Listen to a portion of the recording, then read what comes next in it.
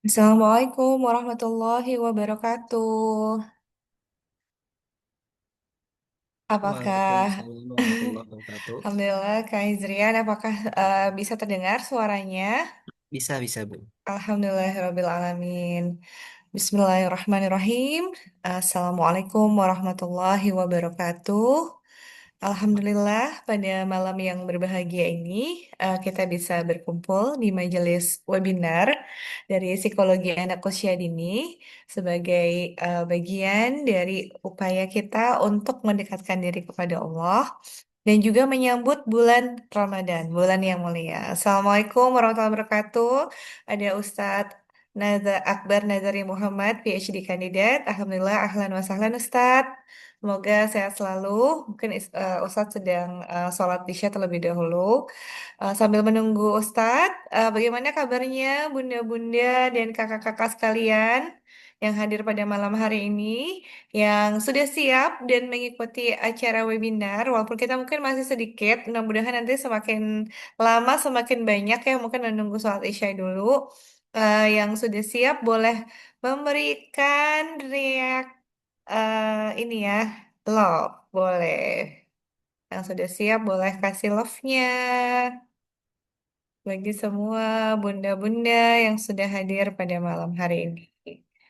Silakan yang sudah siap. Apakah masih pada soal Isya rupanya? Oh, oke. Ada Kak Rosyana nih yang sudah siap. Alhamdulillah. Yuk, bertambah semakin banyak ya. Alhamdulillah semakin banyak nih Kak Izrian. Iya. Baik. Oke, sambil menunggu Ustadz yang mungkin sedang melaksanakan ibadah sholat Isya, tidak apa-apa. Kita sambil menunggu para peserta webinar juga. Terima kasih sudah menyempatkan waktu untuk ikut di acara Tarhib Ramadan. Oh ya, perkenalkan, saya Tiasti Ariandini. Saya adalah pengurus dari Psikologi Anak Usia Dini. Malam ini saya mewakili Bunda Diana Rusdiana, sebagai founder dari Psikologi Anak Usia Dini yang sedang melaksanakan ibadah umroh. Mari kita doakan semoga Bundi bisa sehat selalu dan juga lancar ibadah umrohnya ya. Alhamdulillah.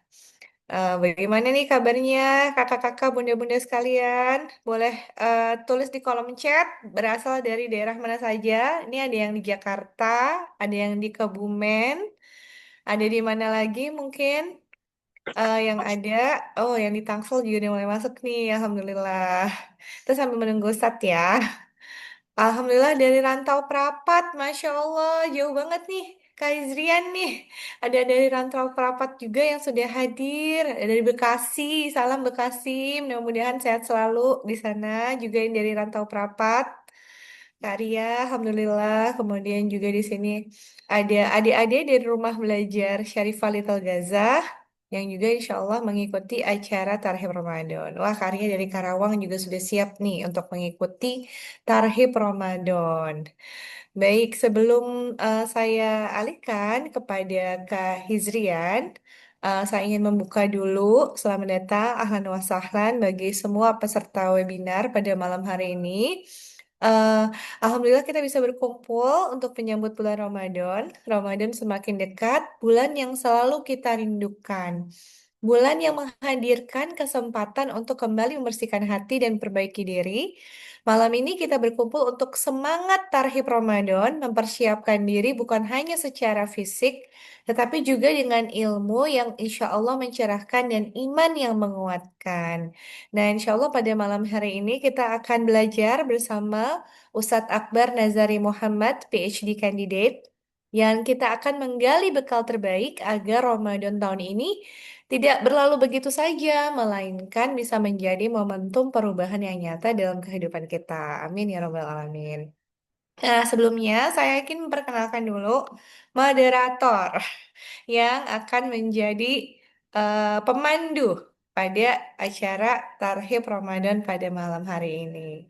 Nah, kita kenalkan, ini ada Kak Hizrian Ridi. Alhamdulillah, Kak Hizrian, bagaimana kabarnya, Kak? Alhamdulillah baik, Bu Tia. Alhamdulillah, Bihoir. Terima kasih Kak Izrian yang sudah menyempatkan waktunya untuk bisa menjadi moderator. Dan Saya kenalkan dulu ya, Kak Hizrian Ridi Asmara namanya. Bener nggak Kak Hizrian ya? Kak Hizrian ini kayaknya masih muda banget nih Kak Hizrian. Alhamdulillah, Kak Hizrian ini adalah lulusan dari STIU Darul Hikmah Bekasi. Nah, Hmm. salam tuh yang dari Bekasi tuh tadi ada Kak Rinjani Nisa dari Bekasi. Bekasi. Iya, Masya Allah. Dan sudah lulus di bulan Desember 2025, bener nggak? Ya benar. Alhamdulillah, berarti baru lulus nih ya? Baru. Baru, Alhamdulillah, Barakallah. Kak Izrian ini telah menyelesaikan perkuliahan S1 Ilmu Al-Quran dan juga Tafsir mulai dari angkatan 2021.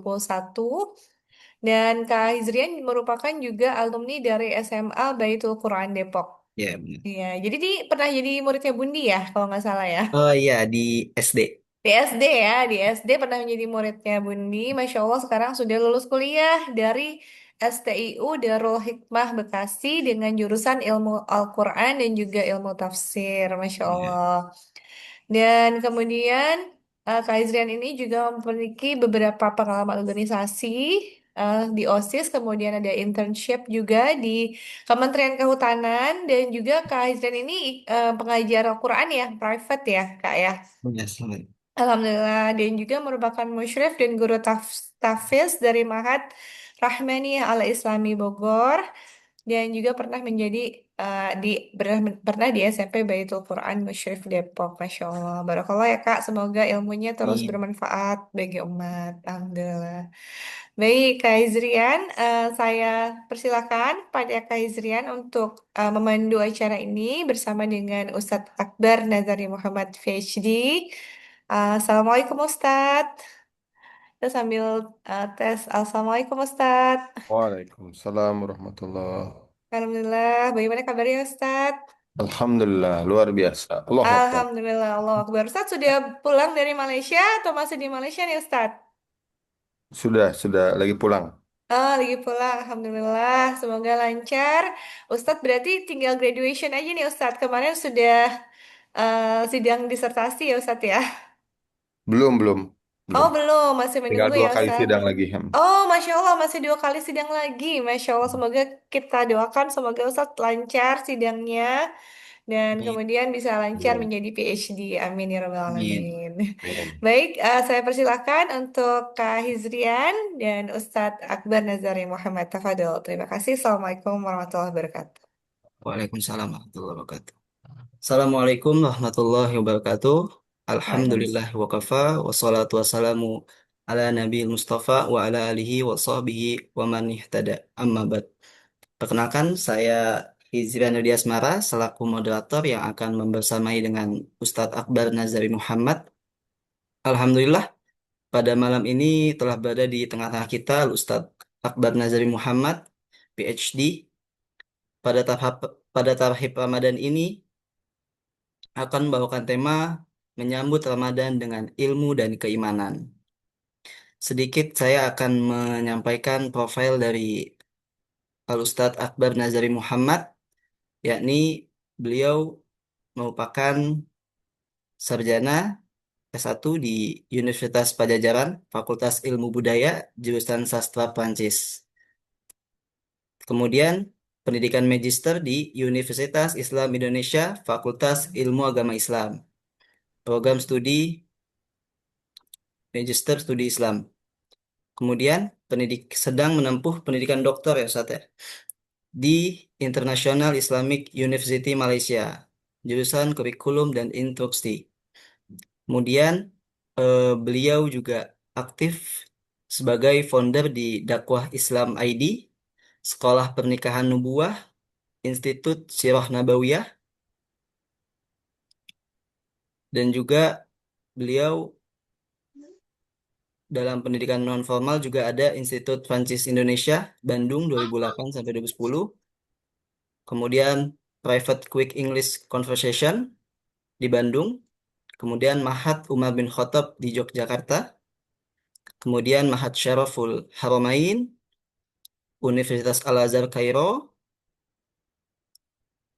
di Universitas Terbuka Fakultas Ekonomi, kemudian ada juga di Prof. Dr. Ahsin Sakho LCMA, program karantina tahfiz Al-Quran setelah 1 bulan.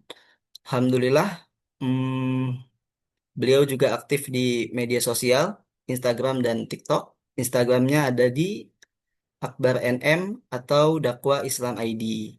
Di TikToknya ada Ustadz Akbar NM 19. Alhamdulillah, eh, pada kesempatan kali ini bisa langsung kita mulai ya, Bu Tias. Kepada Ustadz Akbar Nazari Muhammad PhD, waktu dan tempat kami persilahkan.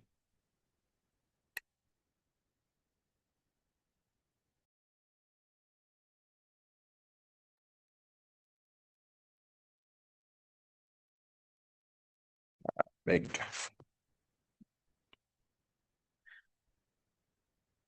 Insyaallah ya.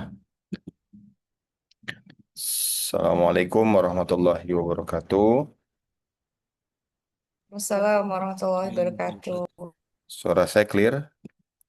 Clear, Ustadz. Baik. Bismillahirrahmanirrahim. Ya, Alhamdulillah. Alhamdulillah wa syukurillah. Di malam hari ini bisa berkumpul ya bersama orang-orang solih. Dan bersyukur juga ya kita diberikan kesempatan oleh Allah di tahun ini untuk mudah-mudahan bisa mendapatkan kemuliaan ya. Kemuliaan bulan Ramadan. Nah, sementara ini kita masih ada di bulan Sya'ban. Nah, eh, saya ingin kasih gambaran bahwa tadi sudah disebutkan ya profilnya, jadi saya nggak perlu dijelasin lagi.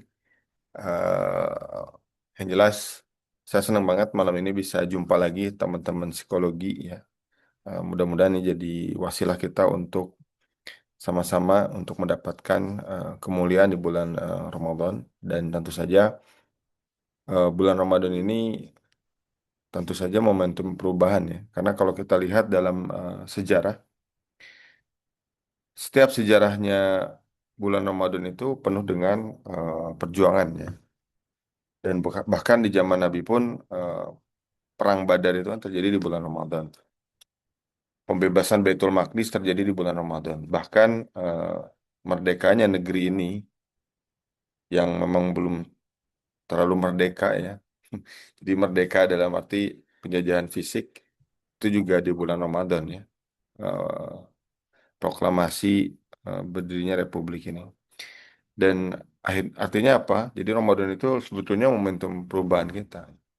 Perubahan, apakah kita akan di titik ini terus atau kita mau berubah menjadi pribadi yang lebih baik.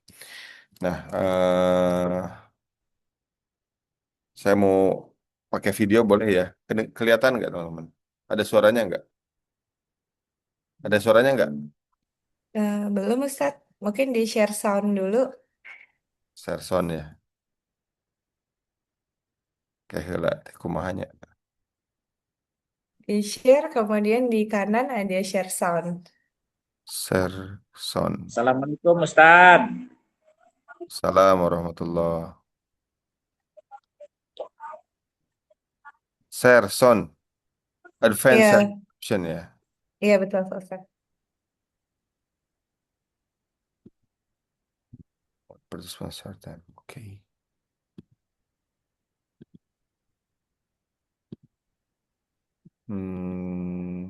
Coba ulang ya.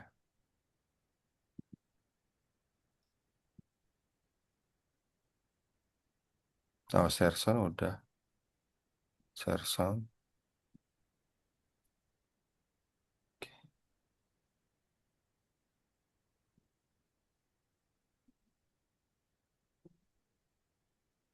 Berarti di situ hilang ya? Ya, iya Ustadz, belum ada suaranya. Ada gambarnya nggak? Belum juga Ustadz. Oke. Wait, wait. Save. Oke. Bogor bagus Ustaz. Jelas.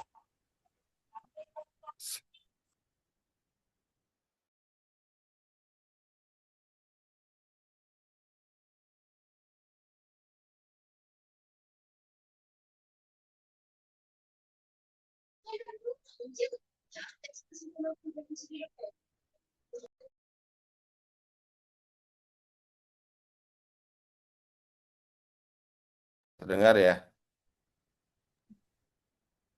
Alhamdulillah gambarnya ada Ustadz, suaranya mungkin di-klik dulu. Apakah terdengar? Belum ada suaranya Dengar nggak? Ustadz. Oh, udah, sudah. Sudah. Assalamualaikum Udah. warahmatullahi wabarakatuh. Enggak ya? Oh, muslimin Dengar yang Ustadz, bisa Ustadz, bisa.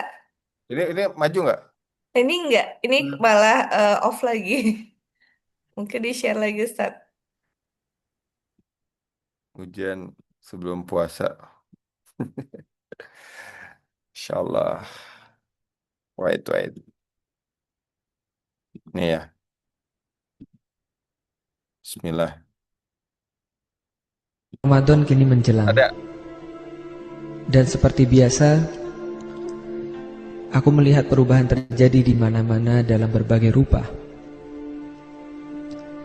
Hari-hari awal pastilah masjid penuh sesak dengan tarawihan, dan musola ramai manusia dendangkan tilawah tadarus Al-Quran.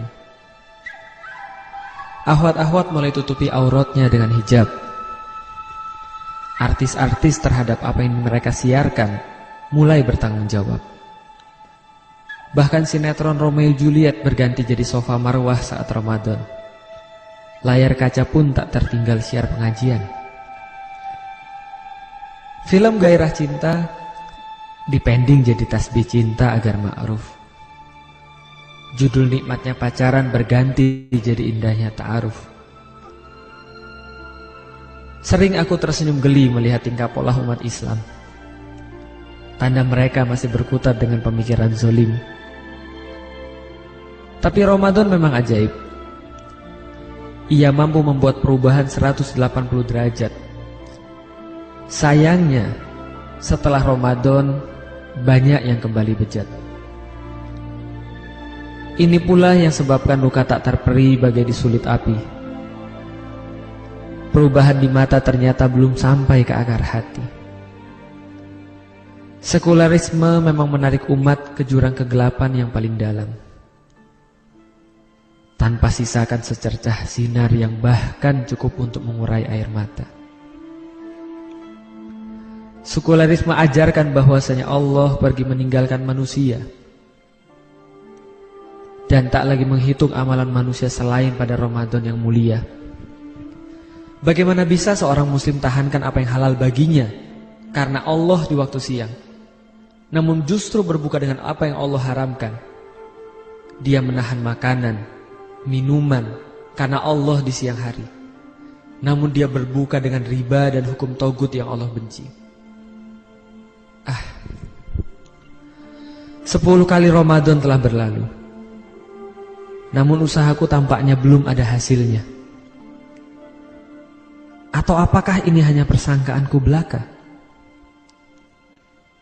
Toh perhitungan Allah tiada sama dengan hitungan manusia. Malam yang kita sangka paling gelap bisa jadi malam yang paling dekat dengan fajar. Dalam sadar aku hanya mencerca usahaku yang belum banyak, berharap pertolongan Allah walau ku tahu aku belumlah layak. Umat memang berbahaya, penuh dengan hal-hal yang tidak terduga. Ia bisa jadi selimut perlindung dari dingin malam dan panasnya siang, pun ia dapat menjelma menjadi monster paling menakutkan. Membenamkan kuku-kuku ucapannya dalam hatimu terdalam, menghujamkan belati beracun di setiap bagian tubuhmu yang mampu ia jangkau.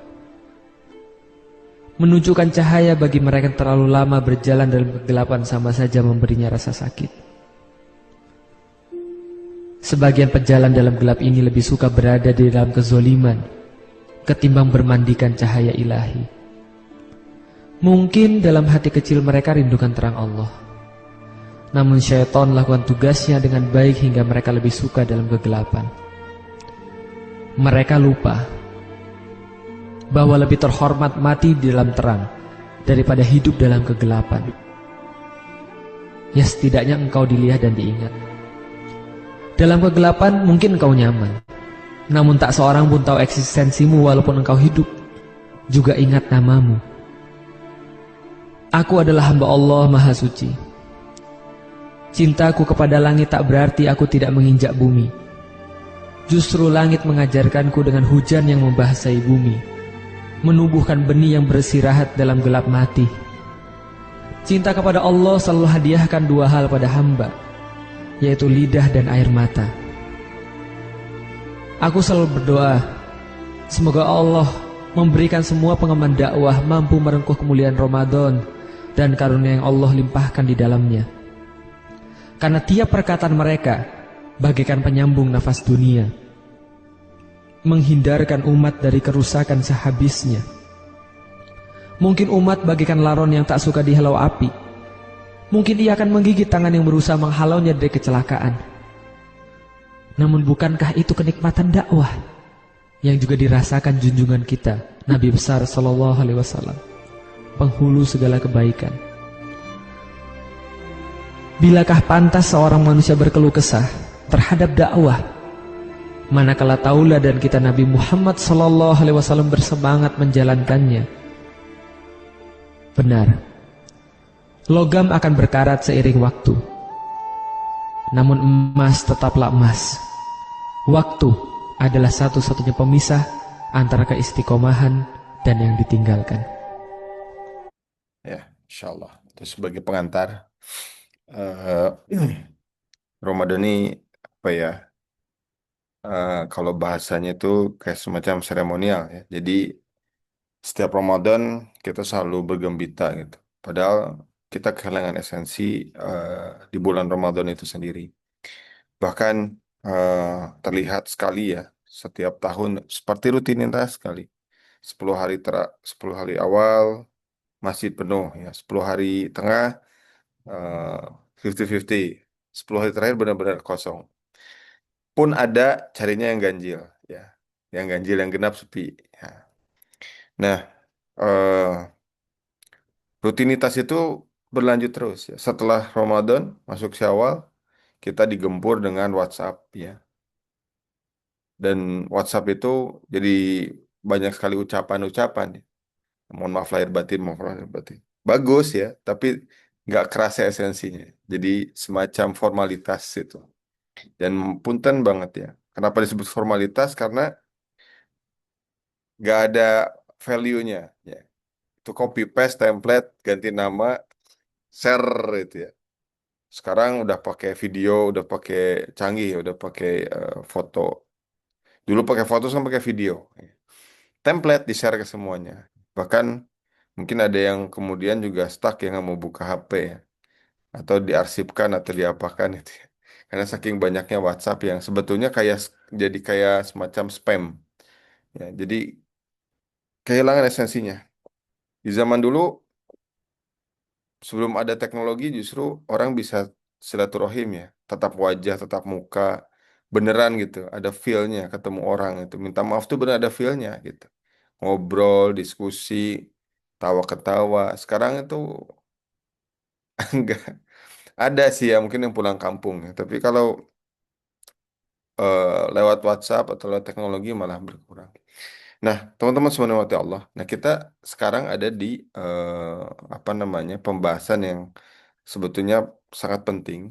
Berarti mengembalikan kembali esensi Ramadan ya. Dan Ramadan ini ya kita harus punya tiga pilihan sebetulnya. Satu bersedih, dua biasa saja, tiga bahagia, bahagia banget. Jadi tiga tuh. Jadi sedih, alah kenapa puasa lagi nih, masuk lagi nih bulan puasa pasti nggak bisa makan, nggak bisa milih ramen di mana gitu ya, nggak bisa milih ayam apa namanya ayam pinggir jalan ya, semuanya dibatasi gitu. Itu sedih gitu ya, sedih betul. Kedua biasa aja, ya udahlah, nah juga masuk bulan Ramadan ya udah eh, jalanin aja, nanti juga selesai gitu. Atau kita ketiga ini bahagia. Nah, bahagia ini tuh titik titik poinnya sebetulnya. Kenapa? Karena bahagia itu, Masya Allah ya, bahagia itu membuat kita semakin senang menyambut Ramadan ya. Bahkan kalau bisa, ini menjadi Ramadan terakhir kita. Kita menganggap itu supaya kita punya value di situ. Nah, terus gimana supaya kita punya value bisa bahagia banget? Nah, eh dalam hidup itu kan harus berubah terus ya. Makanya tagline-nya life must be changed ya. Hidup itu terus berubah. Justru kalau tidak berubah, kita ditinggalkan. Dakwah pun juga sama. Dakwah itu ya harus terus dinamis. Bukan isinya yang diganti, tapi pendekatannya, approach ya. How to approach-nya. Bagaimana pendekatannya agar dakwah ini bisa diterima gitu ya. Kalau Islamnya nggak ada masalah, ini kan tinggal delivery ya. Nah, deliverynya yang dirubah. Jadi bukan hanya dakwah, semuanya itu kan berubah. Bisnis juga kan berubah, ya. Bisnis itu berubah.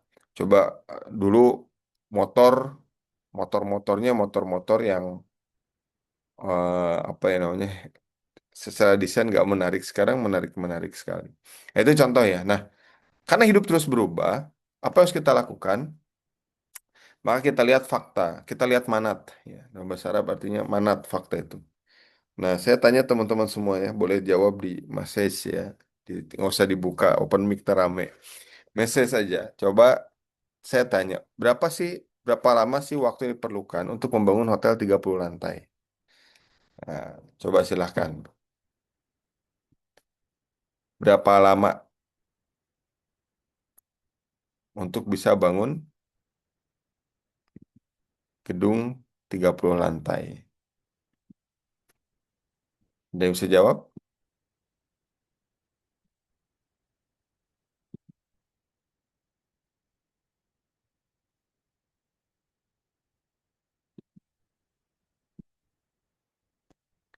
3 tahun. Ada lagi?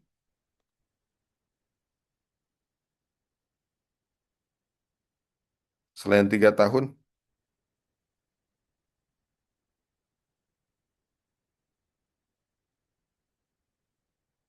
3 sampai 7 tahun.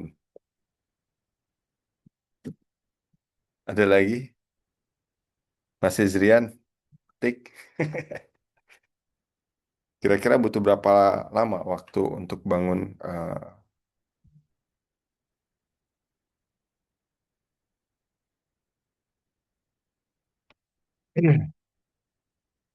3,7 tahun ya? Ada lagi harga yang lebih murah?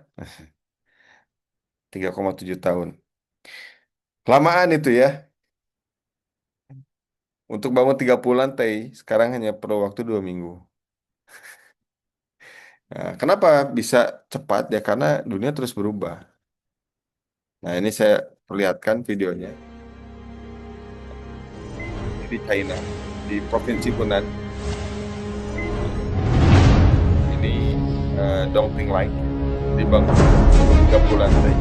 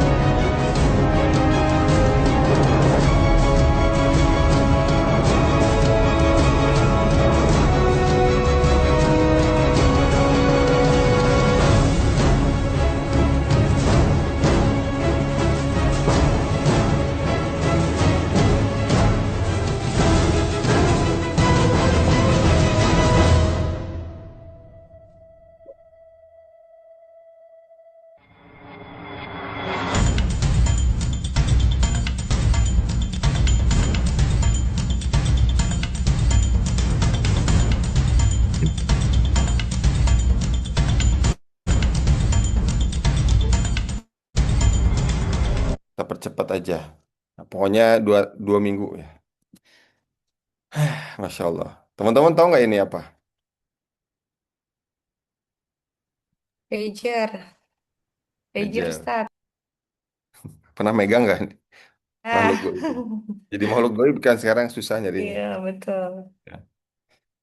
Ini waktu pertama kali muncul, luar biasa ya teknologi ini tuh. Pertama kali muncul tuh harganya berjuta-juta. Dan cara komunikasinya juga kompleks ya. Kita perlu orang ketiga untuk bisa mendeliver informasi. Jadi Saya mau menghubungi Mas Hizrian nih, nggak bisa langsung tuh. Jadi kita harus ke server dulu. Nanti server ngasih tahu nih, Mas Hizrian, Ustadz dari ini ada kajian malam Jumat. Nah, itu nggak langsung ke saya, nanti pakai teks dari server ke saya. Ya. Mungkin Mas Hizrian tuh belum belum sempet tuh menikmati teknologi macam ini. Yes. Ya, tapi itu mahal sekali tuh, berjuta-juta. Alatnya tuh titit titit titit ya, nah, itu. Nah, sekarang pertanyaannya di mana? Ya. Kemudian maju ke generasi setelahnya. Wah, ini raksasa teknologi dunia, Nokia, ya. Nokia ya. Jadi luar biasa. Ada yang pernah punya tipe yang mana? Kalau saya yang pakainya yang ada apa namanya? Yang ada gamenya, game ular ular snake.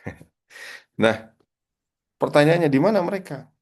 Di mana Motorola? Di mana Nokia? Ya, mereka itu generasi yang apa namanya? Yang ya ada sih ya, tapi udah fungsinya udah sangat nggak mungkin kita pakai. Berapa banyak sekarang kuantiti orang yang pakai telepon langsung atau SMS ya? Nah, di museum komunikasi itu. Ya. Ini juga jadi ada sebagian yang goib ya karena eh, langka ya. Oh dulu ini raksasa dunia, nggak ada yang bisa ngalahin. Ya. Kenapa Motorola hilang? Karena mereka tidak mau berubah. Mereka hanya hilang ya. Mereka merasa kita ini teknologi dunia, ngapain kita nerima sesuatu yang baru gitu. Nokia sama, Nokia juga bangkrutnya luar biasa. Ini perusahaan dari Finlandia. Jadi eh, apa namanya? Mereka tuh ketika ditawari untuk sistem Android dulu, mereka tolak. Mereka masih berpegang teguh pada prinsip ini ya nggak mungkin lah, ngapain? Ini raksasa teknologi dunia nggak mungkin kalah. Ya. Mereka nggak berubah, mereka di zona nyaman dan mereka tidak berinovasi. Mereka hanya mengganti mesin-mesin kan yang cuma diganti casing-casingnya, kan? Kalau lihat sama semua kan default gitu. Gak mau berubah, hilang mereka. Ya. Jadi kalau nggak berubah siap-siap ditinggalin. Ya. Nah, sekarang ini ya, ditinggalin dari ini juga ditinggalin nih. Nokia jadi iPhone 15 Pro Max. Sekarang 15 Pro Max ditinggalin karena ada 17 Pro Max. Ya. Kalau kita nggak sanggup beli 17 Pro Max ya kita mungkin minum Paramex karena saking stresnya bayar. Karena harganya iPhone 17 Pro Max itu kalau yang 1 tera itu setara 2 PCX. Jadi orang bakal milih PCX daripada milih ini minum Paramex aja. Tapi ternyata kalau dirakit sendiri, ini mah kalau mau ngerakit sendiri ya teman-teman, itu ternyata di Cina itu cuma 4 juta. Jadi ngerakit sendiri. Jadi beli layarnya, beli CPU-nya gitu ya. Nyampe bandara mungkin langsung ditangkap sama bea cukai. Emailnya nggak jelas gitu. Nah itu yang apa namanya perubahan ya. Kenapa kenapa Apple masih masih mempengaruhi dunia? Karena mereka ini menciptakan eh, apa namanya sesuatu ya. Dan mereka tuh kalau dilihat sangat tertutup kan ya. Dia hanya menaikkan beberapa poin biasanya kalau kamera lebih gede pikselnya. Sekarang karena bosan ganti lagi layarnya itu. Tapi perubahan itu mereka lakukan, makanya mereka survive. Tapi Nokia enggak, dalamnya enggak berubah. Kalau kalau lihat aja semua produk Apple itu semuanya ditingkatin terus. Ada M1, M2, M3, ada sekarang kalau kalau yang sekarang 17 Pro Max itu mungkin 18 ya, karena 17 Bionic ya CPU-nya. Itu terus tumbuh, berkembang dan update softwarenya juga luar biasa mereka. Mereka menciptakan dan mereka itu tidak anti perubahan. Jadi aplikasi-aplikasi tetap boleh masuk tapi di filter lebih kuat. Nah, kita bisa belajar nih dari hal-hal yang ada di sekitar kita ya. Nokia akhirnya mati, tutup ya. Mereka bangkit dari kubur tapi nggak bisa menciptakan apapun. Nokia sekarang harganya cuma 1.300.000 kalau nggak salah apa ya, 2 juta. Tapi udah nggak dilirik pasar, mereka udah tenggelam, hilang. Makanya tuh cepat. Dunia itu sangat cepat sekali berubah. Ya. Kalau kita nggak mau berubah, kita yang ditinggalkan oleh zaman. Nah dulu ini motor paling awet ya. Mungkin teman-teman ada yang, mungkin ada ibu-ibu, bunda-bunda yang dulu dijemput sama calon suaminya pakai motor ini. Ini motor paling gagah pada zamannya. Kalau sekarang, ya ini bawa, bawa aib, ya bawa aib itu. Nah, sekarang orang lebih senang dengan apa? Dengan motor kayak gini. Ya. Dan bahkan sekarang pakai listrik. Ya. Sekarang pakai listrik, nggak ada suaranya, terus pajaknya murah, gitu ya. Dunia terus berubah, terus berubah. Lihat, ini dunia otomotif. Ya. Ini mobil ini diresmikan oleh Presiden Republik Indonesia. Kurang apa? Pak Harto ya. Luar biasa. Pak Harto apa namanya? Yang meresmikan ya. Mobil ini waktu pertama kali muncul kan seksi cantik sekali ya.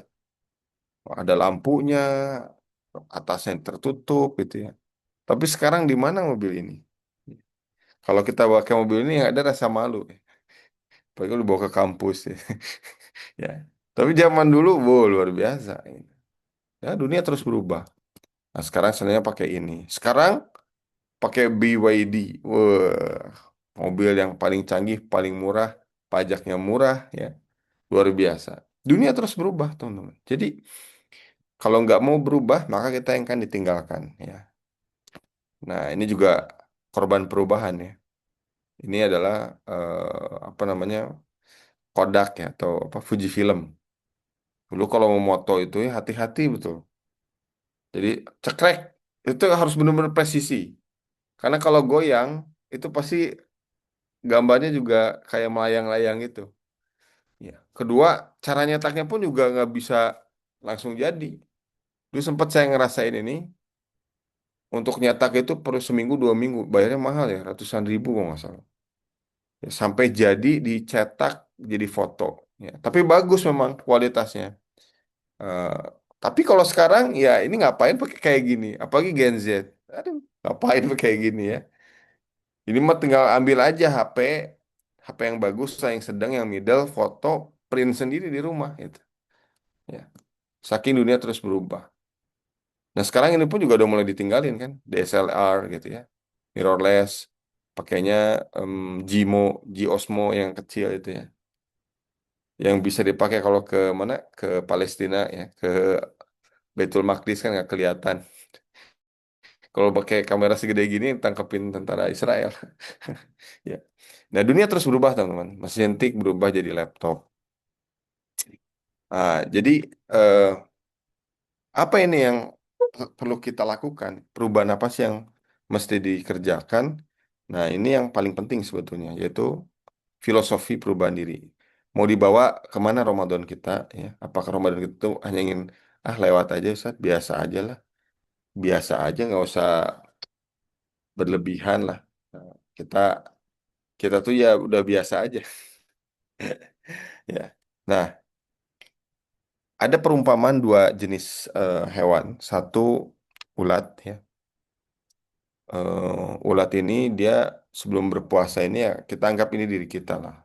Ulat itu punya masa hibernasi. Nah, saat puasa dia itu menjadi kepompong, ya, kepompong, terhibernasi. Nanti setelah terhibernasi, ya, setelah puasa dia akan berubah menjadi kupu-kupu yang cantik.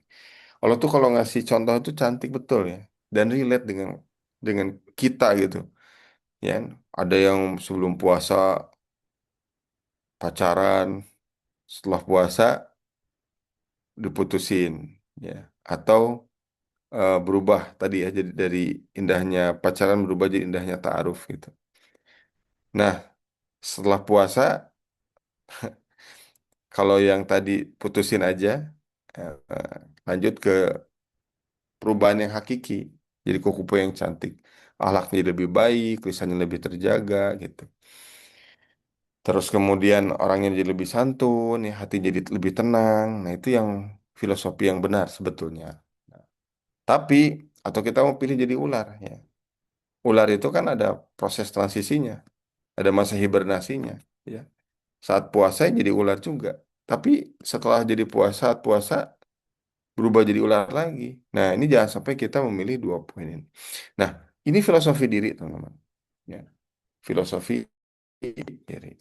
Sebelum menyambut Ramadan, maka persiapkan kita mau jadi ular atau jadi ulat ya. Bedanya T sama R ya.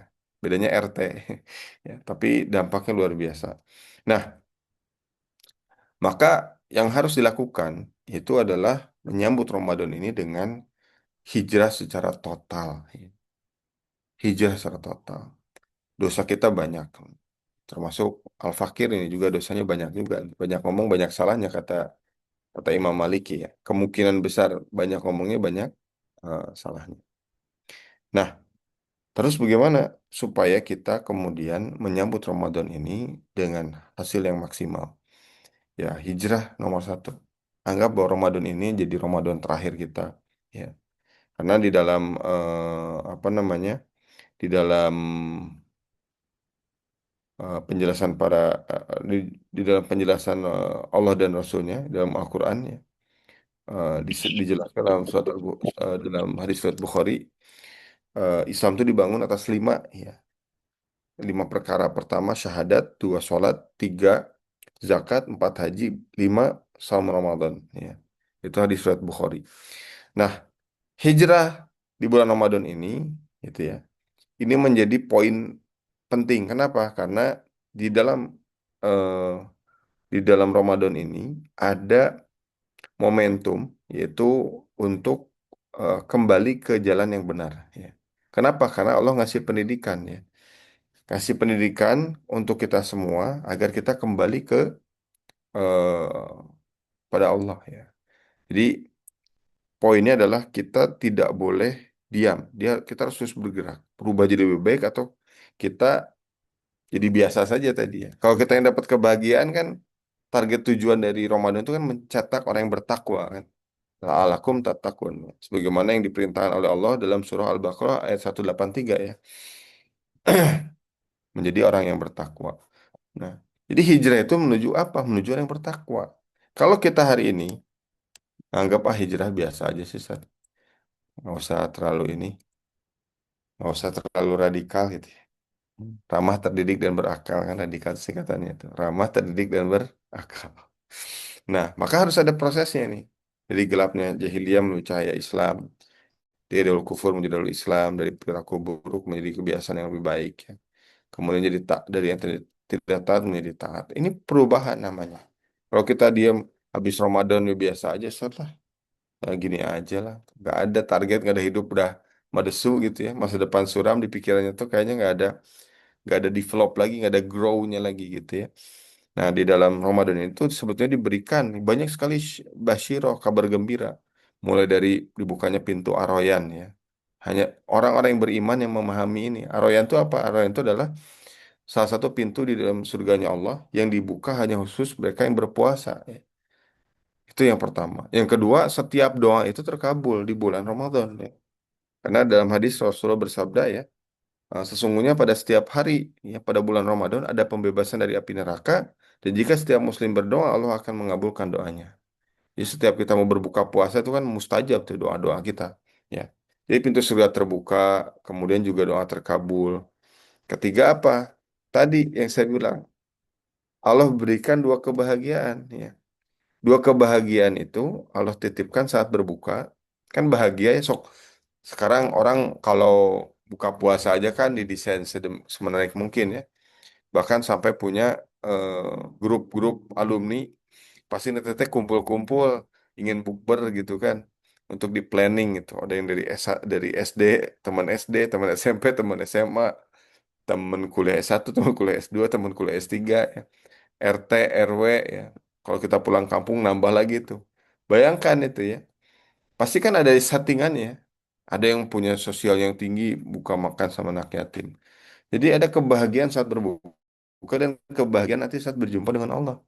Ini dikasih basyirah, dikasih kabar gembira ya.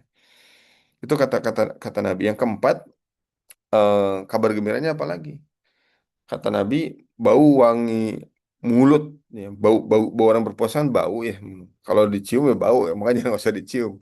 Tapi kita bisa mencium mencium bau kita sendiri kan kita aja bisa, waduh, ini itu kata Nabi itu ya, bau mulut orang berpuasa kan menjadi wangi kasturi di akhirat, wangi sekali.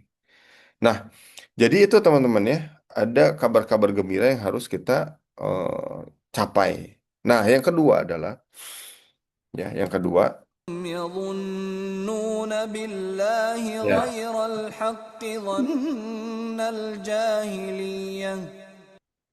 Nah, yang kedua adalah hijrah seperti apa yang harus kita lalui.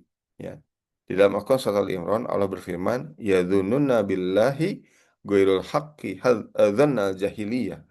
Mereka menyangka yang tidak benar terhadap Allah seperti sangkaan jahiliyah. Jadi akidah kita diperbaiki nih di bulan Ramadan. Ya, di bulan Ramadan ini. Kan kadang-kadang kita kalau di luar bulan Ramadan kan kayaknya tuh dunia itu secara luas ya, unlimited itu. Ketika di Ramadan sebenarnya kan dibatasi oleh waktu sampai berbuka, dari saum sampai berbuka. Nah, sebetulnya selama masa hibernasi itu kita diminta untuk kembali berakidah dengan akidah yang benar. Makanya kan visinya adalah la'alakum tatakun ya. La'alakum tatakun itu apa? Agar kalian bertakwa kepada Allah. Jangan berprasangka buruk. Wah, Allah kok tega benar saya nggak boleh makan. Nah, itu kan salah satu sangkaan jahiliyah. Nah, dalam proses hijrah ini, di bulan Ramadan ini, perubahan di bulan Ramadan ini adalah menghilangkan kejahiliahan yang ada dalam hidup kita. Ya, itu satu. Ya. Lalu yang kedua, ya. أفحكم الجاهلية يبغون ومن أحسن من الله حكما لقوم Nah, يوقنون. yang kedua adalah kembali kepada syariat Allah. Ya, dari syariat jahiliyah. Saya tuh mau bilang ini jahiliyah, itu jahiliyah tuh memang itu jahiliyah. Ya. Pada faktanya memang tidak dijadikan syariat Islam itu sebagai pedoman kehidupan kita sehari-hari. Ya, kita mengaku negeri Muslim terbesar di dunia, tapi sistem ekonomi kita bukan sistem ekonomi Islam, bukan sistem ekonomi Al-Quran. Ya, tapi memang ada yang mengaku bahwa ini sistem terbaik di atas muka bumi, sistem kapitalisme misalnya. Nah itu kita tuh diminta tunduk ya, kita diminta kembali ke jalan Allah supaya kita tuh hanya menerima hukum Allah. Ya, sekarang kalau ditanya hukum mana yang lebih baik, hukum jahiliyah atau hukum Allah? Ya hukum Allah lah. Ya. Dan kita diminta untuk kembali menjalankan seluruh perintah Allah dan meninggalkan seluruh larangan Allah. Total obedience ya. Dan takwa ini bukan sekedar menahan lapar. Takwa itu adalah ketundukan total terhadap perintah Allah Subhanahu wa taala tanpa tapi ya. Makanya kata Allah Subhanahu wa taala kan dalam surat Al-Hujurat ayat 13, inna akramakum indallahi atqakum. Sesungguhnya yang paling mulia di sisi Allah itu adalah yang paling bertakwa di antara kalian ya. Dan tidak ada kemuliaan yang lebih tinggi kecuali dengan takwa. Takwa itu tunduk patuh dengan hukum Allah. Bukan hanya di luar Ramadan, di dalam bulan Ramadan, apalagi setelah bulan Ramadan. Ya. Dan ketaatan ini tidak boleh setengah-setengah. Ya. Jadi disinggung sama Allah langsung, dimention ya. Kejahiliahan yang dalam sisi akidah, kejahiliahan dalam sisi syariah. Ya. Jadi inilah sebetulnya ketakwaan kita ini harus berjamaah. Perintahnya jelas. Inilah hakikat takwa yang sesungguhnya, menerapkan aturan Allah dalam seluruh aspek kehidupan kita. Negara pun harusnya tunduk dengan syariat Allah. Negara itu harusnya tunduk dengan perintah Allah. Ya, ya kita terus berusaha untuk berdakwah dan kemudian mendoakan ya supaya negeri kita ini supaya tidak diazab Allah, tidak diberikan peringatan oleh Allah ya tunduk dengan perintah Allah. Itu satu-satunya jalan ya untuk kita kemudian meyakini bahwa perubahan di bulan Ramadan itu akan terasa ya. Karena dalam sejarah Islam ya, dengan ketakwaan inilah kemudian kaum muslimin pernah memimpin dunia hampir selama 14 abad ya.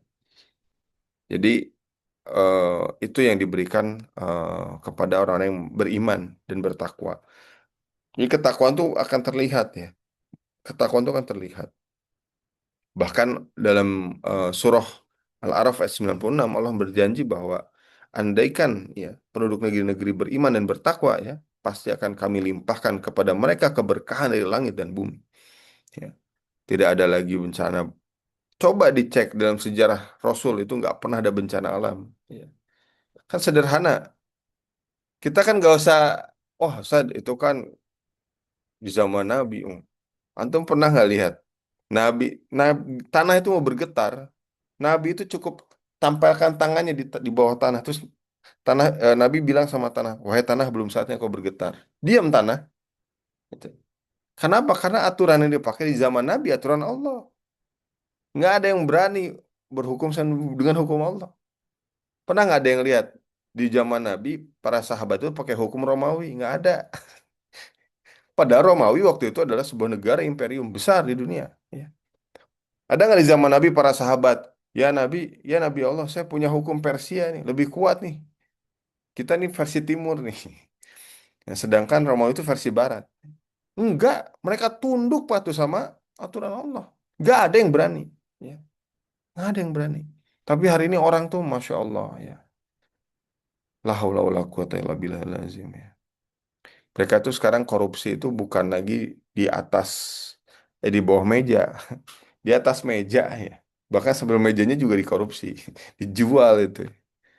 Jadi jangan heran, ya, gampang nebak. Oh, kenapa sih negeri kita tuh negara mayoritas Islam tapi paling banyak musibahnya gitu.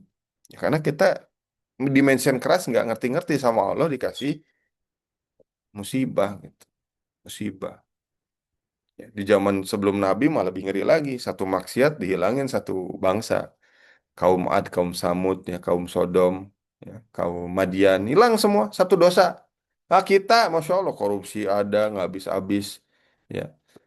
Yang lucu, sekarang itu cara berpikir orang Islam unik gitu ya. Apa namanya? Diajak pacaran mau, diajak riba, pay letter mau, ya, diajak asuransi mau, diajak judi online mau. Tapi diajak makan babi dia jawab, saya kan Islam. Padahal semua haram semua sih ya. Itu kan sederhana. Makanya inilah yang disebutkan sebagai hukum apa yang kalian kehendaki, hukum Allah atau hukum hukum jahiliyah. Periksalah dari hati yang paling dalam. Bahkan hukum kita itu dipermainkan luar biasa di negeri kita ini ya, di negeri kita ini. Nah, jadi dua yang diganti ya, yang harus dihijrahkan. وقرن في بيوتكن ولا تبرجن تبرج الجاهلية الأولى.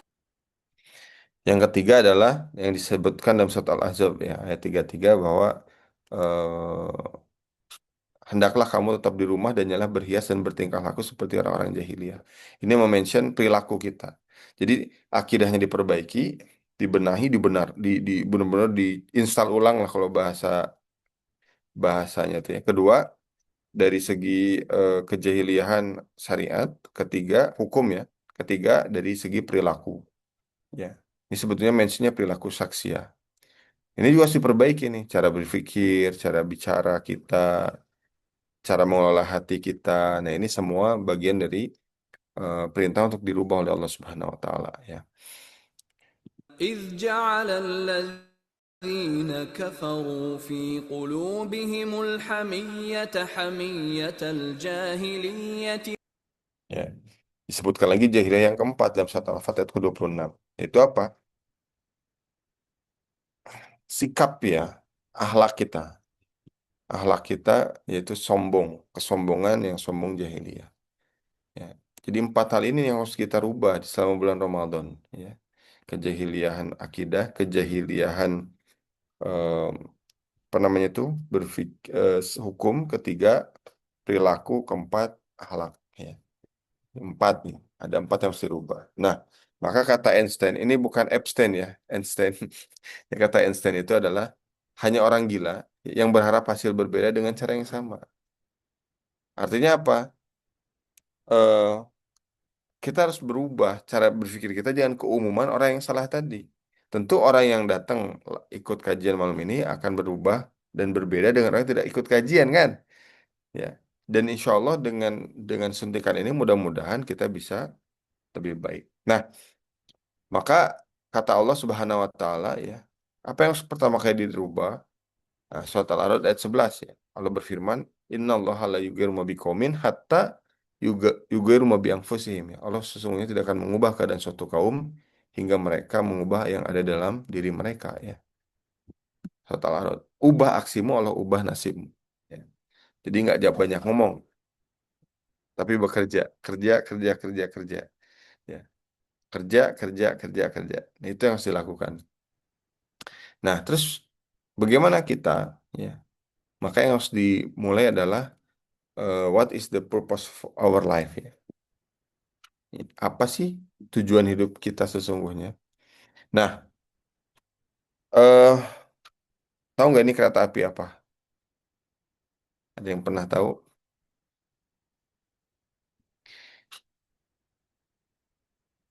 Ini adalah TGV. Ya, TGV itu, nah ada di sini deh, ada tulisan TGV. TGV itu Letong Grong Vites. Ya. Jadi eh, apa namanya kereta api tercepat di dunia, ya pada masanya. Nanti ada yang protes, Ustaz, ada yang sekarang Shinkansen. Yang sekarang bukan Shinkansen, Ustaz, KCIC. KCIC. Bus. Ya, enggak ini masih kencang ini. Ini 584 kilometer per jam kecepatan dari TGV ini. Dan apa namanya? Menjadi inisiasi ya, kereta api tercepat di dunia. Nah, pertanyaan saya, teman-teman. Kalau ini kan kereta api mewah, kenceng gitu ya, cantik pula ya. Kalau dikasih tiket ini mau nggak? Gratis. Coba silahkan jawab di kolom komentar. Mau nggak dikasih tiket gratis?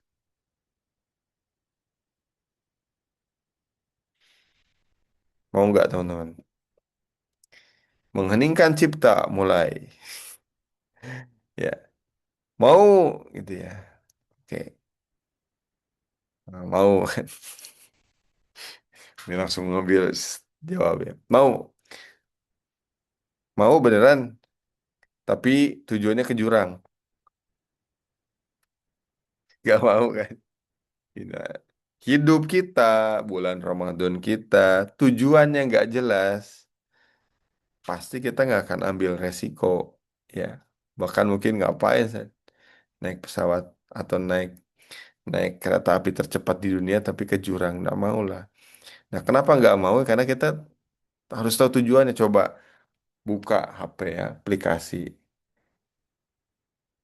Kalau kita buka, misalkan naik kereta api dari mana ke mana kan, darinya kemana, tujuannya kemana kan? Poinnya di situ. Kita mau ngelewatin misalnya kan nggak mungkin kan kita misalkan dari Surabaya ke Jakarta lewat utara misalkan. Kan nggak mungkin kita setiap stasiun kita turun. Ya. Pasti kita sudah punya planning bahwa tujuan akhir kita tuh Jakarta kalau dari Surabaya.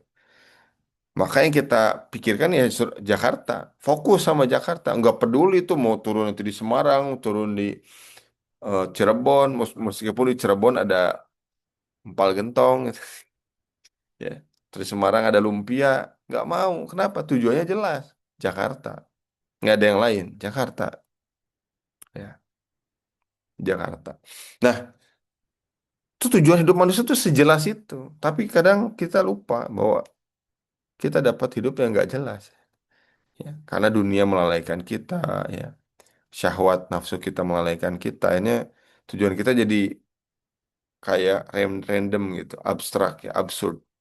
Termasuk ketika kita ini berpuasa. Oh, tujuan hanya untuk menahan lapar. Itu salah itu. Nggak usah puasa, buka aja. Kenapa? Karena kita harus tahu syarat amal diterima kan dua nih. Satu, ikhlas lillahi ta'ala. Dua, ada ilmunya. Ya. Sekarang ada ilmunya, kita nggak ikhlas ya nggak diterima awalnya ngapain puasa. Ya. Kita ikhlas, tapi tidak sesuai dengan syariat, tidak sesuai dengan ilmunya. Kita puasa nggak pernah buka, ya salah juga. Atau kita atau kita puasa dan bukanya tergantung dengan hawa nafsu kita aja. Tad saya mulai puasa nanti mungkin kayaknya tad kayaknya enak zuhur. Nah, nanti mungkin bukanya isya. Syariat macam apa itu ya? Ya, jelas tujuannya. Ramadan ini tujuannya mendapatkan la'alakum tattaqun, bertakwa pada Allah. Dilatih sama Allah supaya kita terbiasa polanya, ya. Terbiasa dengan pola itu. Ya. Pesawat ini, ada yang pernah naik pesawat ini? Nah, ya. Saya terakhir naik pesawat ini tahun 2018, eh, naik pesawat Airbus A380. Ini yang versi jumbo.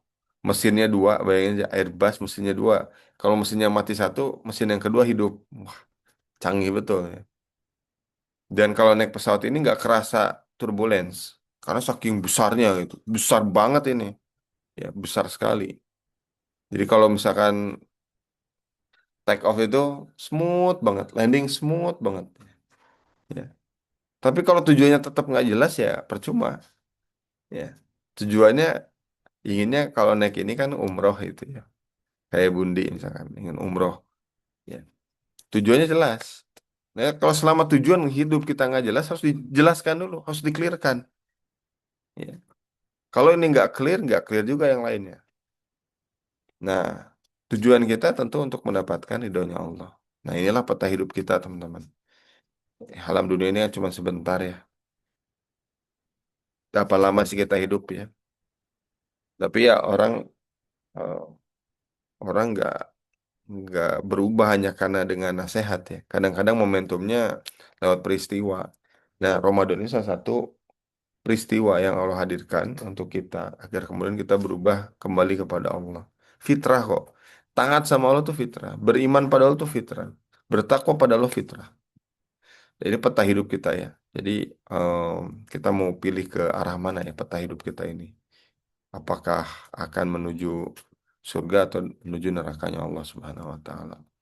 Nah, jadi poinnya nomor satu adalah tujuan hidup manusia itu cuma satu, ya beribadah pada Allah. Ya, semuanya ibadah, nggak hanya sholat, nggak hanya dakwah. Wah, enak betul, Ustaz doang dong yang bisa dapat pahala dakwah. Enggak lah, dakwah itu waman ahsanu qawlan mimman da'a ila Allah. Mengajak manusia ke jalan Allah.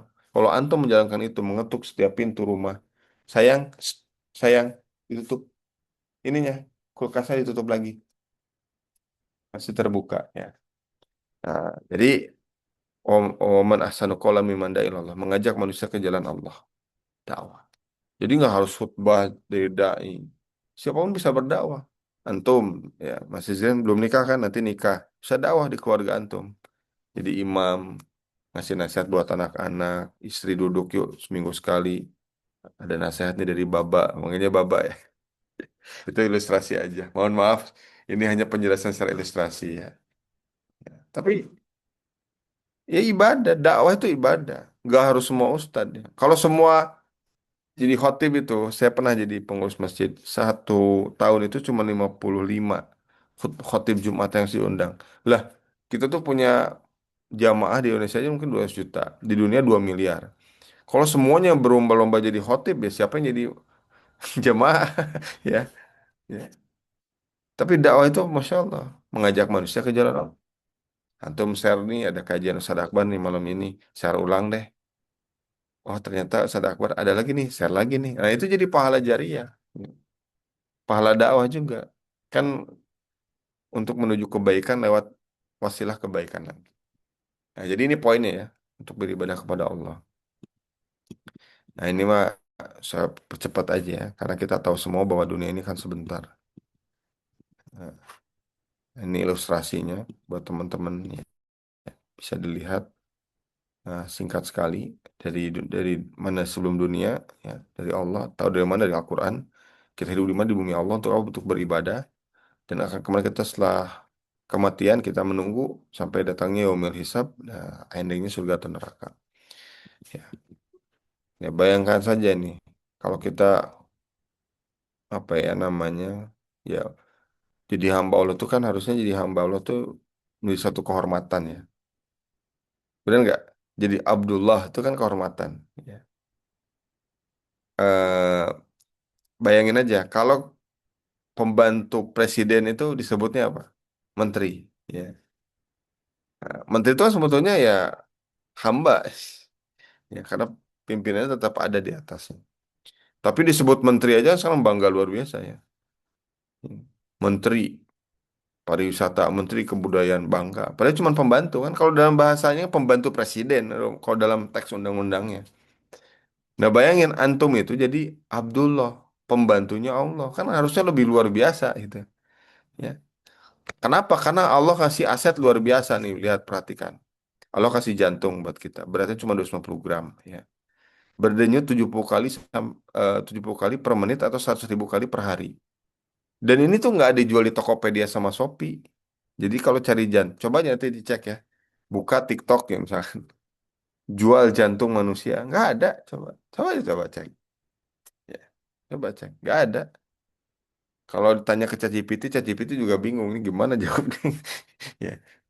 ChatGPT, saya mau bertanya, saya mau beli jantung yang masih bagus, bisa nggak? Bisa, cangkok jantung. Tapi kan nggak akan sebagaimana jantung yang kita punya ya. Dan saya coba riset dari banyak data bahwa orang meninggal itu jantungnya berhenti. Ya kan? Makanya kan alas tes pacu jantung kan kalau di IGD, di ICU. Nah ini ternyata 70 kali sehari tanpa kita perintah. Kita nggak punya hak untuk bilang jantung jangan berhenti berdetak. Nggak bisa. Oh kita ini ternyata memang hamba kan. Ya. Tapi betapa angkuhnya hamba-hamba ini berubah menjadi kesombongan hanya dikasih sesuai ke kekuasaan. Sesuai kekuasaan. Ya. Dan fungsi jantung ini apa? Menyemprotkan darah 5 liter per menit dan 1.500.000 galon per tahun. Saya bapak nih, yang di Indonesia kan kalau ngisi air kan harus pakai galon.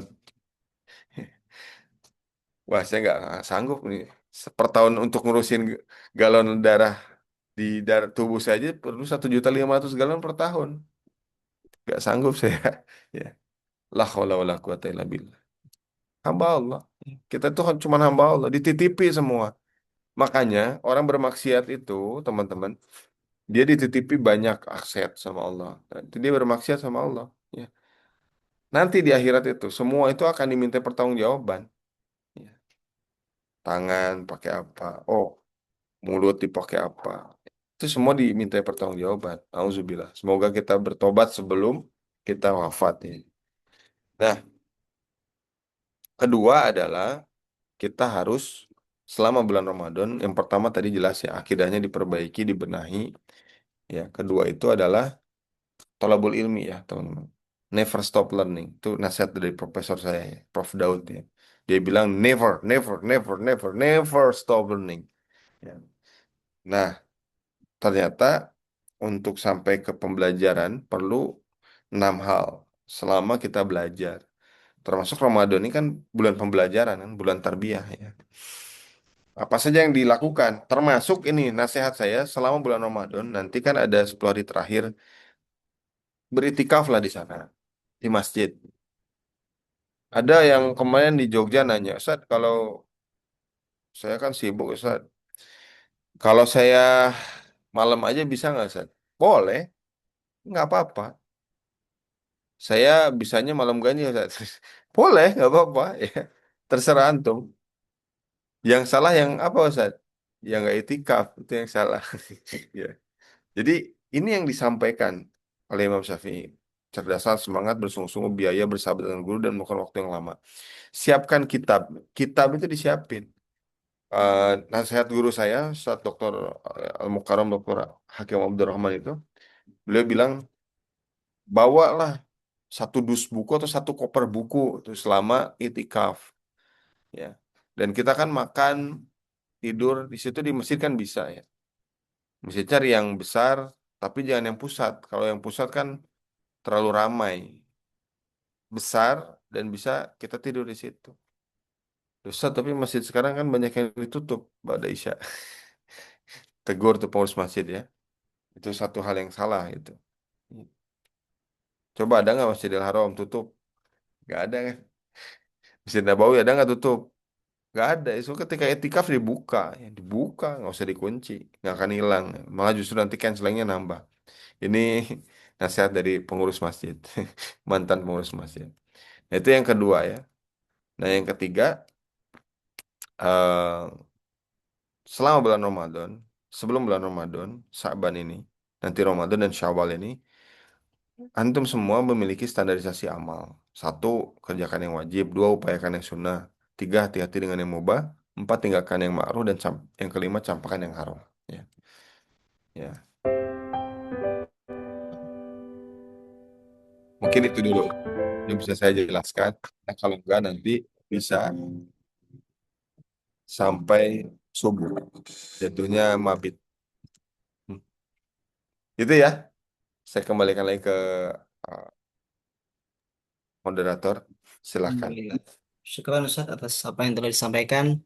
Mungkin selanjutnya kita lanjut ke sesi diskusi ya Ustaz ya. Mungkin silahkan bagi yang ingin bertanya bisa di kolom chat 3 atau sampai 5. Misalnya boleh jika ada yang ingin menanyakan langsung silahkan.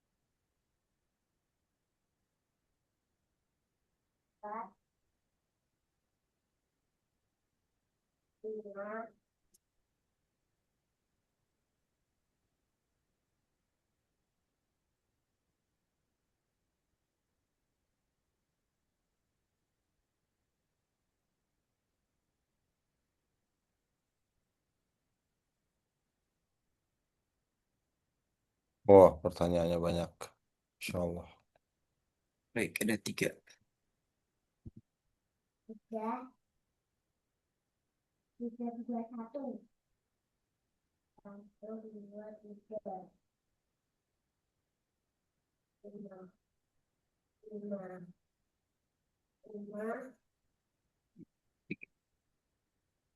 Mau langsung dijawab Ustaz apa gimana? Ya, sudah ada berapa pertanyaan? Sudah ada 3. Yang pertama dari Kak Deana. Assalamualaikum Ustadz. Ustadz, tips puasa untuk anak usia 6 tahun tanpa membebani mereka. Oke, ya. Insya Allah ya. Oke, Insya Allah ya. Pertanyaan yang Masya Allah ini. Anak usia 6 tahun itu memang belum wajib berpuasa ya. Tetapi memang sudah bisa dilatih dengan cara yang menyenangkan lah ya. Dengan cara yang lebih, apa namanya, ada latihannya lah ya. Nah, kalau dalam Al-Quran sendiri, eh, nomor satu ya, Bunda, boleh dicatat ya. Tanamkan bahwa puasa ini adalah ibadah. Ibadah yang mendekatkan diri kita kepada Allah. Ya. Em, tapi kan mereka kan nggak ngerti ya. Itu ibadah sama Allah nggak ngerti. Nah, kita perlu namanya bridging ya. Eh, jadi kasih coba benefit ya pada anak. Eh, mau nggak disayang Allah?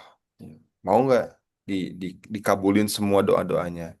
Kalau masih misalkan masih belum punya motivasi itu, tanyanya anaknya, Dek, Adek punya punya nggak keinginan di dunia ini, gitu ya. Dan punya nggak ada keinginan di akhirat nanti. Diceritain kan surga neraka gitu ya. Tempat akhirnya orang-orang beriman di surga. Nah, kalau ada yang mau masuk surga, kalau ada yang mau semua doanya dikabulkan, nah, cara yang paling dekat adalah dengan mendekatkan diri kepada Allah yang menciptakan kita. Jadi sebetulnya fase 1 sampai 6 tahun itu kan lebih banyak kepada pendekatan akidah bukan sakofah ya, akidah. Jadi mengenalkan Allah sebagai Tuhan mereka, mengenalkan Rasulullah sebagai utusan Allah. Nah, termasuk dalam ibadah puasa ini tanamkan bahwa puasa ini adalah ibadah cinta, ya. Bukan beban, ya bukan beban. Itu nomor satu. Yang kedua, latihannya bertahap ya. Puasa misalnya setengah hari dulu, nggak apa-apa. Selama dia belum belum balik nggak apa-apa. Karena ternyata dalam hadis itu disebutkan bahwa para sahabat itu melatih anak-anak mereka itu berpuasa ya.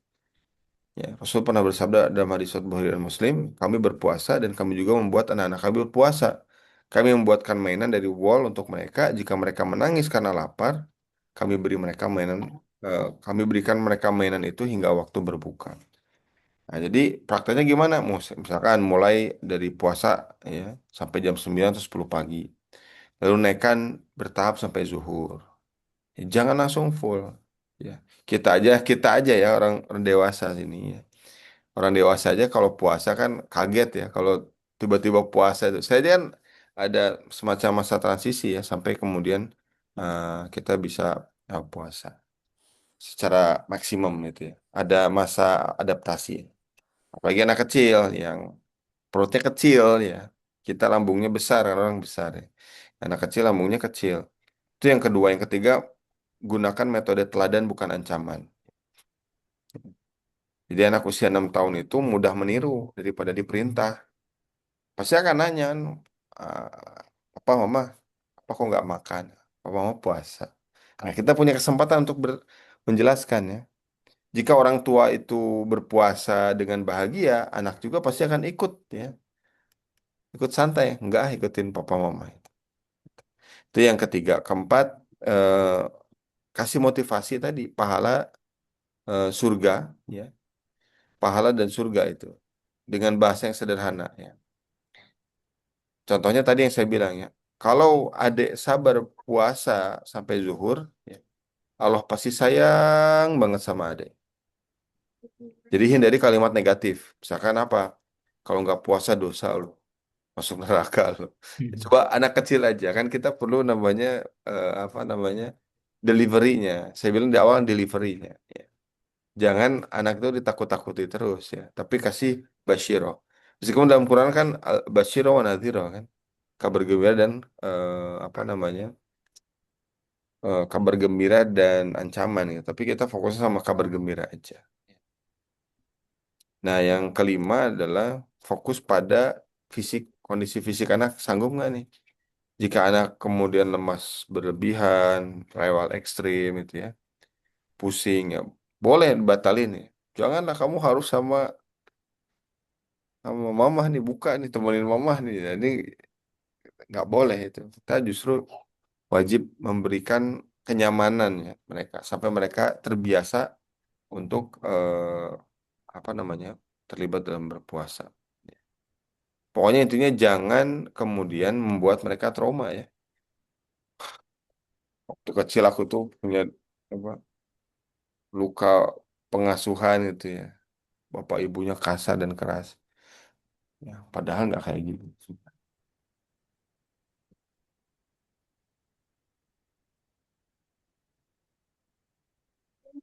Oke, itu ya. Mungkin jawabannya mudah-mudahan apa namanya bisa diterima ya jawabannya. Ya. Kemudian ada lagi berapa pertanyaan? 4 pertanyaan lagi, Ustaz. kapan sebaiknya berhenti saum Daud sebelum kita saum Ramadan, Sat? Oke. Eh, Insya Allah ya. Ini puasa Daud ini puasa orang-orang solih ya. Sehari berbuka, sehari berpuasa itu susah loh. Ya, susah, wallahi. Kalau bisa setahun aja, wah itu Insya Allah ya. Nah, eh kapan boleh terakhir? Ya, Rasulullah pernah bersabda dalam hadis riwayat Bukhari dan Muslim, Rasulullah biasa berpuasa di bulan Sya'ban hampir seluruhnya. Jadi hampir setiap hari. Ya, ada puasa Daud, ada puasa tengah bulan, ya. Nah, itu beliau lakukan Senin Kamis juga terus beliau lakukan. Artinya memperbanyak puasa di bulan Sya'ban itu sunnah, ya. Bahkan sangat dianjurkan. Makanya ada nifsu Sya'ban itu kan, ya. Nah, eh, kemudian ada juga gini, bahkan kalau kita lanjutkan, jadi kan sebelum Syaban masih boleh tuh. Tapi kan kadang-kadang ada dua pendapat nih. Ini politis banget sebetulnya. Satu Ramadan tuh kapan? Sampai detik ini kan kayak misteri, ya. Jadi setiap tahun itu kita selalu menanti kapan awal Ramadan, kapan akhir Ramadan. Karena perhitungan ilmu kita itu bukan pakai matahari, tapi pakai komariah, bulan. Ya, bukan Syamsiah tapi komariah. Jadi kita tuh sebetulnya kalau misalkan bisa nggak sih diprediksi perubahan eh, apa namanya bulan itu bisa diprediksi bukan hanya Ramadan sebetulnya. Bulan-bulan Sya'ban itu juga bisa dilihat, cuman panas di bulan Ramadan karena politik banget gitu. Kan berapa kali kita nggak pernah sholat bareng kan? Kadang Saudi duluan kita belakangan. Kadang kita duluan Saudi belakangan kan lucu. Jadi padahal hilal itu kan bisa terlihat gitu ya. Bisa terlihat. Kalau misalnya ada kepemimpinan satu aja, Saudi diakui sebagai kepemimpinan umat seluruh dunia, kepemimpinan umat Islam seluruh dunia, nggak ada yang boleh nolak. Nah itu jadi problematik. Tapi yang jelas bahwa silahkan berpuasa sebelum masuk Ramadan dan jangan berpuasa di tanggal 1 Syawal dan 2 Syawal ya. Karena itu hari tasyrik ya. Haram kita malah kalau kita kekeh berpuasa kita sebenarnya melakukan dosa besar. Hari tasyrik itu dilarang ya. Dulu ada anak bidahan saya datang ke masjid terus tanya dengan bahagianya, "Saya berpuasa, kenapa berpuasa?" Ya saya lagi puasa Daud. Batalin, haram berpuasa dari tasyrik. Nah, itu mungkin jawaban singkatnya ya. Jadi kesimpulannya tidak ada kewajiban berhenti, boleh lanjut sampai akhir Syaban. Bahkan bagus jika ingin menjaga konsistensi nanti eh, di bulan Syawal. Tapi jangan tanggal 1 atau 2 Syawal ya. Gitu. Wallahu a'lam bishawab. Kemudian bagaimana menanggapi orang yang mengatakan Ramadan itu wajib ke masjid, Ustadz? Walaupun kita perempuan, sedangkan saya seorang ibu dengan anak kecil perempuan yang alhamdulillah belum mampu diajak ke masjid karena disabilitas kelainan gitu, Ustadz. Oke, Insya Allah ya. Ini pertanyaan yang cukup penting. Jadi semoga ini Bunda Siti ya. Bunda Siti dan Ananda serta menjadikan kesabaran ya. Semoga Allah jaga Ibu Bunda Siti Amin. dan putranya menjadikan kesabaran ya sebagai pahala yang besar. Sebetulnya tidak ada kewajiban ya bagi perempuan untuk sholat Ramadan termasuk tarawih di masjid. Sholat di rumah itu bahkan lebih utama bagi perempuan. Nah, kenapa? Karena tidak ada dalilnya ya. Rasulullah pernah bersabda bahwa janganlah kalian melarang hamba-hamba perempuan pergi ke masjid. Namun rumah mereka lebih utama bagi mereka. Nah, itu hadis yang pertama. Nah, jadi hadis hadis tadi itu menjelaskan boleh ke masjid tapi tidak wajib, mubah. Laki-laki wajib. Ya, laki-laki wajib. Ya. Bahkan sholat di rumah itu lebih utama. Jadi kalau ada yang mengatakan Ramadan wajib ke masjid walaupun perempuan, itu tidak ada dalilnya. Lalu eh, bagaimana kalau ada ibu dengan tanggung jawab anak yang memiliki uzur syar'i ya? Nah, itu ada kaidahnya juga dalam surah Al-Baqarah ayat 286. Nah, silakan Bunda catat ya. Ya, Allah berfirman, Allah tidak membebani seseorang melainkan sesuai dengan kemampuannya. Nah, jadi itu kaidahnya ya. Kemudian juga dalam surat At-Taghabun ayat 16 Allah juga berfirman, "Nah, bertakwalah kepada Allah semampu kalian. Fattakullah ya, bertakwalah kepada Allah semampu kalian." Jadi mengurus anak kecil apalagi juga dengan anak kebutuhan khusus, nah itu perlu ada treatment ya yang lain. Itu sudah ibadah, apalagi kalau apa namanya? Kita menggunakan kaidah yang tadi ya. Al-masyaqqah tajlibut taisir. Jadi kesulitan mendatangkan kemudahan. Itu kaidah fikihnya. Gitu ya. Jadi nggak ada nggak ada yang wajib. Kalau tarawih tidak wajib, yang wajib hanya satu lima waktu. Itu tarawih itu hukumnya sunnah muakkad. Tidak berdosa jika tidak ke masjid ya. Boleh di rumah, sholat tarawih itu boleh sholat setelah anak tidur kalau ada anak gitu ya. Eh, bahkan kalau sholat sedikit bisa lebih khusyuk ya. Jadi pesan untuk ibu, Bu Siti, ya Bunda Siti, mengurus anak dengan sabar di bulan Ramadan itu ibadah, itu jihad ya. Itu juga pahala tanpa batas ya. Semoga Allah Subhanahu Wa Taala ya mengangkat derajat Bunda karena kesabaran merawat anak yang istimewa ya. Kadang pahala terbesar itu bukan di saf terdepan di masjid ya, tetapi di rumah yang sunyi ya. Saat seorang ibu menangis dalam doa untuk anaknya. Semoga Allah Subhanahu Wa Taala menjaga Bunda Siti Iya. terus ya dalam Iya. Lanjut ya, Sat. ya. Eh, Bagaimana untuk ibu rumah tangga yang ingin khatam Quran tapi tidak ingin melepas nikmat tadabbur, Sat? Lebih baik mana, Ustadz? Baca sambil tadabbur karena takutnya tadabbur ini nggak sesuai sama target khatam, Sat. Oke, Waalaikumsalam warahmatullahi ya. Dari Bunda Rosiana Kebumen. Bunda Rusiana.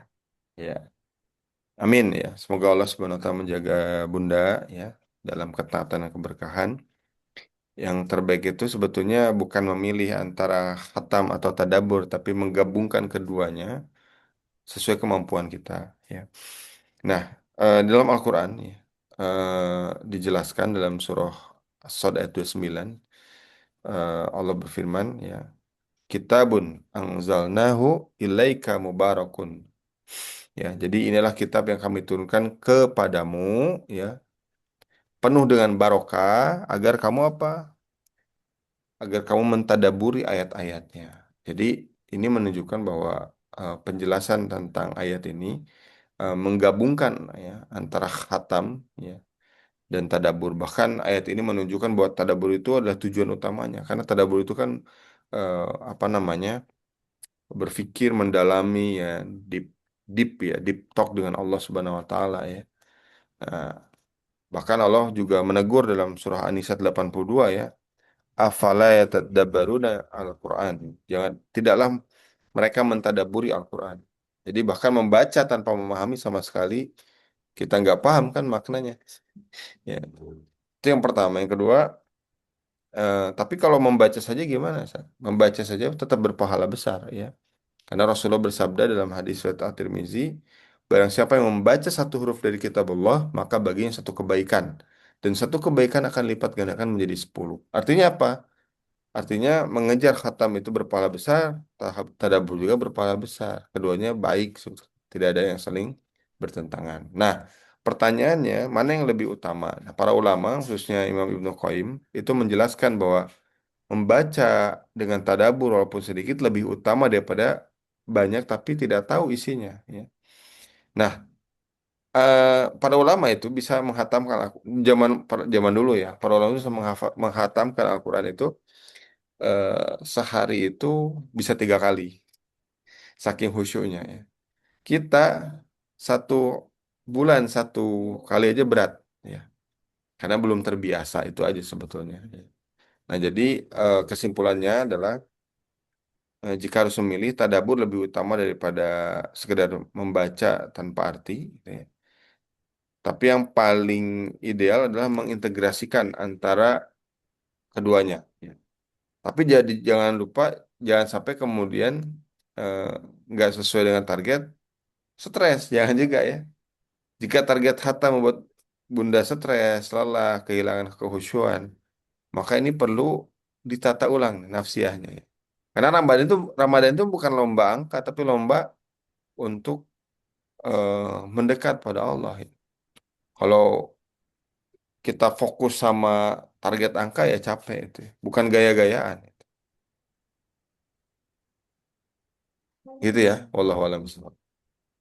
Satu lagi ya, mungkin terakhir dari Pak Eko, tips bagi ibu rumah tangga agar bisa fokus Ramadan tanpa mengganggu pernak-pernik persiapan Lebaran. Ya, Masya Allah ya, ini pertanyaan yang sangat relevan buat kita semua ya.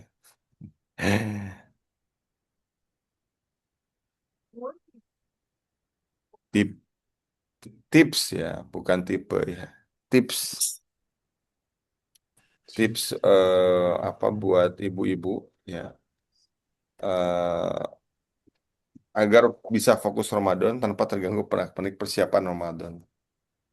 Persiapan persiapan Lebaran ya, Masya Allah. Ini kegelisahan banyak ibu rumah tangga ya, karena Ramadan ini jadi semacam formalitas yang tadi saya bilang di awal ya. Mungkin yang pertama ya, ini sekaligus juga Masya Allah ya. Semoga menjadi apa namanya pelecut kita. Revision, revision itu kembalikan visinya bahwa Ramadan itu untuk mendapatkan ketakwaan, untuk mendapat ketakwaan itu. Jadi tujuan puasa ini juga sebetulnya adalah ketakwaan, ya. Bukan eh, apa ya pernak-pernik yang nempel dalam prosesnya. Jadi sebetulnya apakah boleh baju baru? Boleh, nggak haram kok. Asal jangan dari korupsi. Ya. Ya, biasanya kan kalau bulan Ramadan menuju Lebaran kan kalau para pejabat kan gratifikasi. Itu harusnya merevision Ramadan untuk ketakwaan. Kemudian tipsnya ya buat target Ramadan ya. Selama Ramadan itu dibuat target tadi ya. Saya bilang bawa buku 1 dus, bawa buku 2 dus itu ya. Jadi menikmati itu ya, tadabbur Al-Quran. Kalau bosan ada, misalkan kalau kita aduh jenuh, bukan bukan bosan ya jenuh, kita ganti bisa juga membaca Sirah Nabawiyah gitu ya. Bisa juga membaca novel-novel Islami gitu ya. Atau nonton film Umar bin Khattab di masjid kan boleh-boleh aja. Pakai headset tapi ya jangan disuarain besar, mungkin ada lagi ngaji. Nah, kemudian target zikir pagi petang, qiyamul lail, ya sedekah berapa kali gitu. Setelah itu baru boleh target yang lain ya kalau sudah dijalankan gitu. Nah, yang ketiga ini mungkin paling paling penting yaitu adalah menyederhanakan standar Lebaran. Kenapa? Karena eh, Lebaran itu tidak harus semua serba baru sebetulnya. Terus juga tidak harus semua baru ya, dari mulai jam tangan sampai mobil baru. Coba aja lagi nanti cek itu. Oh, ada Lebaran, ada yang mau mobil baru, rumah baru dan seterusnya.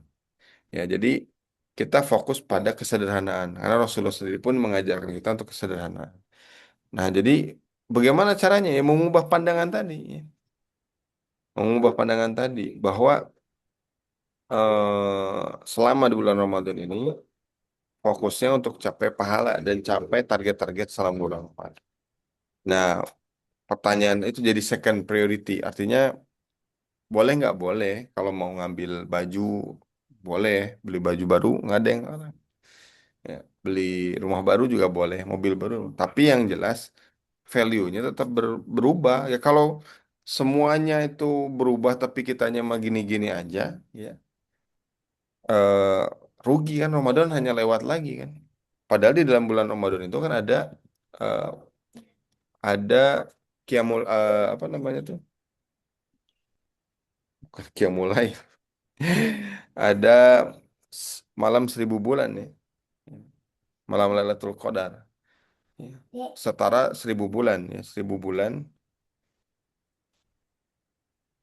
1.000 bulan ya 1.000 bulan 1.000 bulan itu sama dengan 83 tahun. 83 tahun itu kan sesuatu yang lama ya. Allah ampun itu selama 83 tahun. Nah, masanya kita kan nggak dikasih hidup sampai 83 tahun. Karena kata Nabi itu sendiri kan usia kita 63 tahun sampai 70 tahun. Dan jarang ada yang lebih dari itu. Nah, kita manfaatkan tuh momentum Ramadan ini untuk menabung itu. Dapat 2 kali Ramadan, dapat 3 kali Ramadan, 83 kali 2 kali 3 kali 4 terus itu. Jadi nggak berfokus pada harus mobil baru. Jadi sikap qanaah itu harus ada dalam hati kita. Karena peradaban besar itu selalu dibangun dari kesederhanaan, bukan dari kemewahan.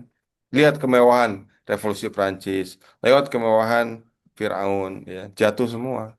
Itu sudah jadi contoh buat kita bahwa tetap sederhana, walaupun kita misalkan punya beli mobil baru, rumah baru itu bukan tujuannya untuk menunjukkan kepada orang, ya, tapi untuk bersyukur ya mobil dipakai buat ibadah, baju dipakai buat sholat, itu. Kita punya niat yang lebih terarah, gitu. Nah, jadi fokus ke sana, bukan ke pernak-perniknya. Tapi boleh nggak boleh, dibatasi aja tipsnya ya, dibatasi, jangan over ya. Masa untuk cari pernak-pernik seminggu gitu kan, ya, gitu. Walau alam bisa ya, Mas Eko. Semoga tipsnya bermanfaat. Alhamdulillah. Jazakallah khair ya, Insyaallah. Mungkin cukup ya Ustaz ya. Ya, Sedikit mengambil kesimpulan dari apa yang disampaikan Ustaz tadi, di mana Ramadan ini kan menjadi poin penting. Karena dalam Ramadan ada momentum kita untuk kembali ke jalan yang benar. Perubahannya yakni dengan hijrah secara total. Empat poin pentingnya yaitu menghilangkan kejahilian dalam hidup kita, kembali kepada syariat Allah, akidahnya diperbaiki, kemudian segi hukum, perilaku diperbaiki, sikap akhlak dan sombongan juga diperbaiki. Kemudian sebelum ditutup bisa kita foto dulu ya Ustaz ya. ya. Izin foto.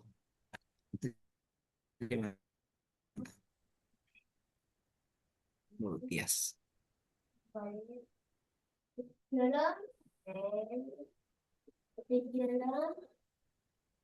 Sudah. Eh,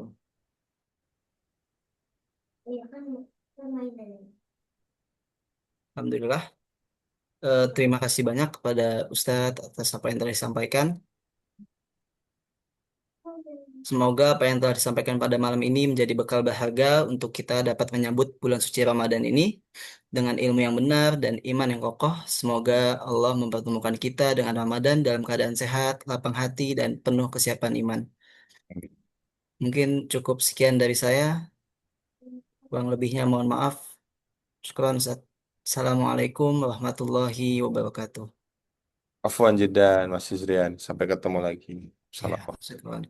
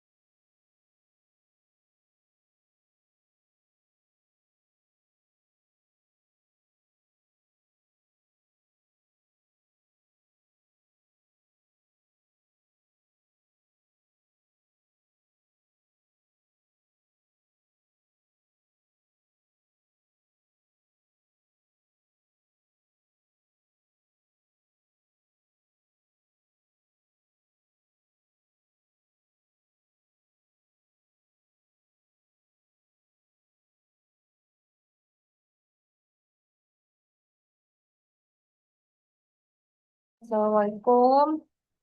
Bapak dan Ibu, terima kasih sudah bergabung pada Tarhib pada malam hari ini. Syukran jazakumullah khairan katsiran wa jazakumullah ahsanal jaza. Boleh untuk beristirahat dan kemudian mematikan Zoom-nya. Terima kasih. Assalamualaikum warahmatullahi wabarakatuh.